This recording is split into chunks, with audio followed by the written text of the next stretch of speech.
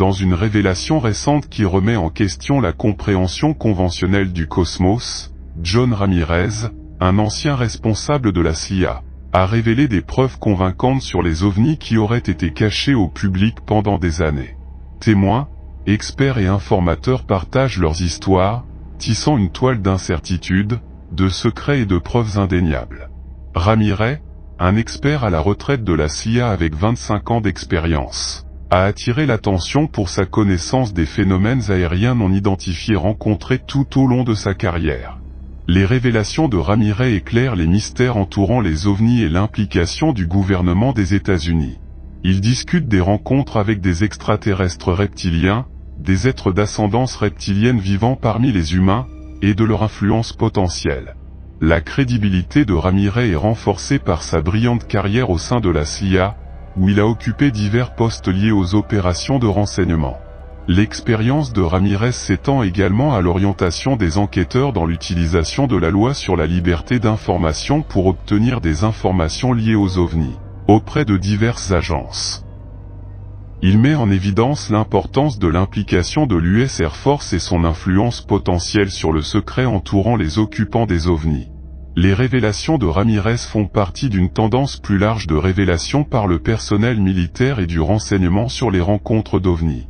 Des personnalités éminentes telles que Lou Elizondo et John Brennan ont également discuté de la possibilité d'une intelligence non humaine et d'une technologie de pointe liée aux ovnis. Cependant, le scepticisme persiste autour des affirmations de Ramirez et d'autres.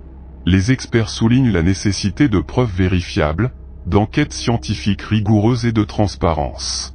Alors que l'augmentation récente des observations et des révélations d'ovnis est intrigante, la communauté scientifique souligne l'importance de distinguer les récits anecdotiques des données bien documentées. Les efforts récents au Congrès, y compris les audiences sur le FANI et la législation proposée par le Pentagone sur la transparence, reflètent un changement vers la reconnaissance et l'attention aux phénomènes ovnis. Ces initiatives visent à recueillir des informations crédibles, à évaluer l'importance des observations et à déterminer s'il existe des preuves d'intelligence non humaine ou de technologie avancée. Les astrophysiciens et les astronomes discutent des défis de l'interprétation des observations d'ovnis en raison d'éventuelles erreurs d'identification et de la nécessité d'un ensemble de données complet pour l'analyse. Alors que les récents rapports du Pentagone et les fuites de vidéos ajoutent au discours, la communauté scientifique recherche des preuves plus concluantes pour étayer les allégations de contacts extraterrestres. En général, le phénomène ovni continue d'intriguer et de captiver le public, générant des discussions au niveau mondial. La poursuite de la compréhension, de la transparence et d'une enquête scientifique rigoureuse reste au centre des efforts pour percer les mystères entourant les ovnis et les rencontres potentielles avec l'intelligence non humaine. Maintenant, nous allons examiner certaines de ces données rapportées, en essayant de faire la lumière sur la présence intrigante et énigmatique des ovnis dans notre environnement. Événement dit, la disparition. Dans cette histoire, nous revivrons comment le pilote australien Frédéric Valentich a disparu sans laisser de traces dans des circonstances suspectes. Le 21 octobre 1978, Frédéric faisait partie d'un vol d'entraînement. Pendant le vol, Frédéric a contacté par radio le contrôle de la circulation aérienne de Melbourne pour les informer qu'il était accompagné d'un avion qui volait à environ 1000 pieds au-dessus de lui et qu'il avait également des problèmes de moteur. Le contrôle de la circulation aérienne a répondu qu'il n'y avait aucun avion avec lui, du moins aucun qu'il ne pouvait détecter. Frédéric a rappelé par radio à la salle de contrôle expliquant qu'il était en fait suivi et qu'il pouvait voir un gros avion au-dessus de lui avec 4 phares d'atterrissage lumineux. Il a expliqué que sa première pensée était qu'un autre pilote lui faisait une farce. Mais un vol d'entraînement était un moment terrible pour faire une farce à n'importe quel pilote. De plus, il a signalé que le mystérieux avion était en orbite autour de lui et avait un feu vert. Lorsque le contrôle aérien a tenté d'obtenir plus de détails en lui demandant de quel type d'avion il s'agissait, Frédéric a répondu que ce n'était pas exactement un avion. Et dès qu'il a prononcé ces mots, la transmission a été interrompue par un bruit de grattage métallique et, pouf, tout contact avec la tour de contrôle et l'avion de Frédéric a été perdu. Des recherches maritimes et aériennes méticuleuses ont été menées pour retrouver Frédéric et son avion disparu, car non seulement la transmission a été perdue, mais il n'a plus jamais été revu ni entendu. Toutes les mesures prises pour retrouver le pilote solitaire se sont avérées infructueuses. À ce jour, personne ne sait où se trouve ou pourrait se trouver le pilote Frédéric. De nombreuses théories ont été avancées pour dissocier la disparition de Frédéric des ovnis, mais toutes ont été suffisamment discréditées car elles n'avaient aucune preuve physique pour les étayer. La disparition de Frédéric a été largement attribuée à un ovni, non seulement parce qu'il a disparu sans laisser de traces, mais parce qu'il y a eu de nombreux autres rapports d'observation d'ovnis cette nuit-là dans la même région où il a disparu avec son avion.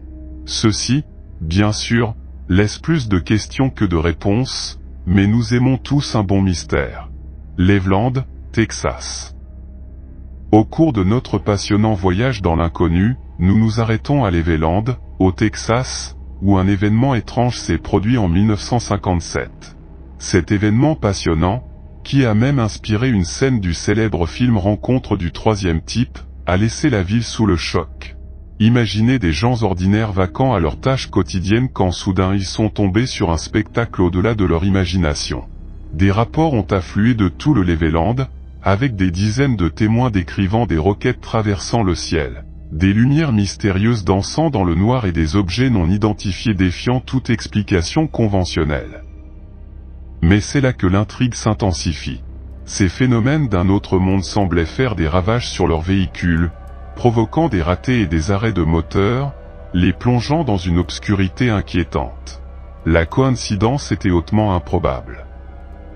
Les autorités ont d'abord rapidement rejeté ces récits comme de simples blagues ou des histoires farfelues, refusant de les prendre au sérieux. Cependant, alors que de plus en plus de témoins se présentaient, même les sceptiques ne pouvaient ignorer les preuves accumulées. Le projet Blue Book, une enquête gouvernementale sur les observations d'OVNI, a été appelé pour faire la lumière sur la question.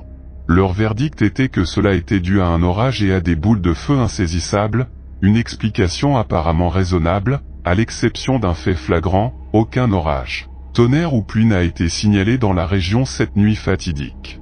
Les mystérieux ovnis qui ont été aperçus au fil des ans et la possibilité intrigante de voyager vers d'autres planètes à la vitesse de la lumière.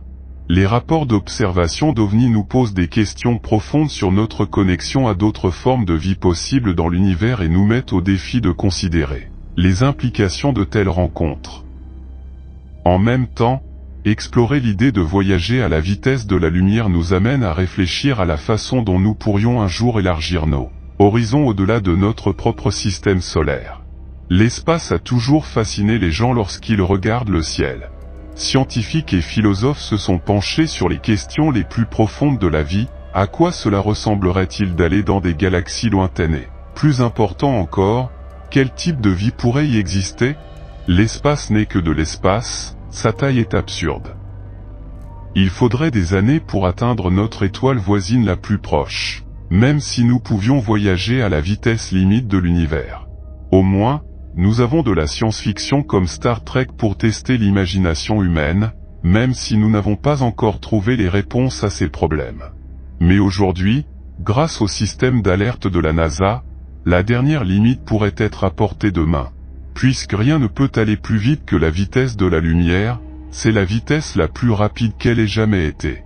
La lumière peut atteindre la Lune depuis la Terre en un peu plus d'une seconde en raison de sa vitesse de 300 000 km par seconde.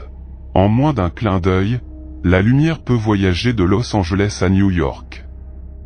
Proxima Centauri est l'étoile la plus proche de la Terre, séparée de 4,25 années-lumière. La sonde solaire Parker, qui est actuellement en orbite, est le vaisseau spatial le plus rapide, atteignant une vitesse maximale de 450 000 mètres par heure. À cette vitesse, on pourrait se rendre de Los Angeles à New York en seulement 20 secondes. Mais il faudrait environ 6633 ans à la sonde solaire pour atteindre le système solaire voisin le plus proche de la Terre. Pourquoi ne pouvons-nous pas utiliser des fusées conventionnelles ?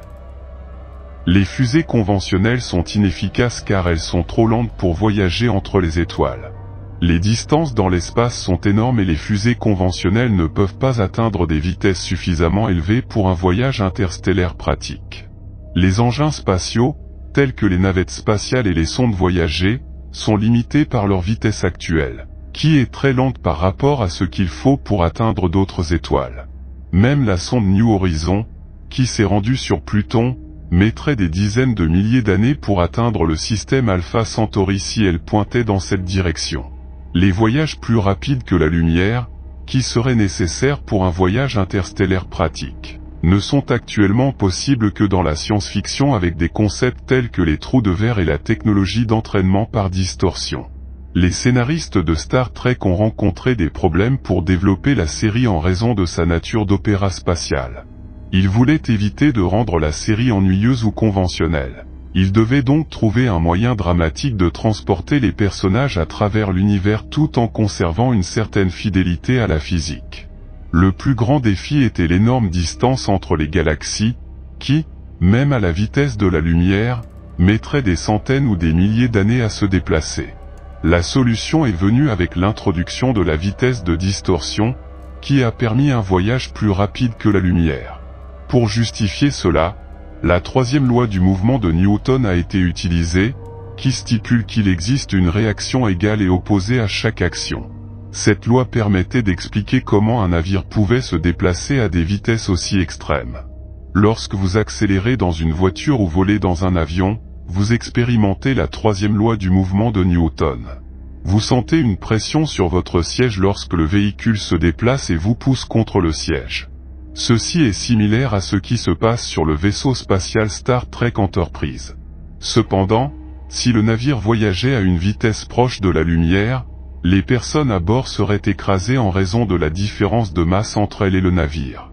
Pour résoudre ce problème, nous nous tournons vers les théories de l'espace et du temps d'Einstein, qui nous permettent de surmonter les limitations de la vitesse de la lumière.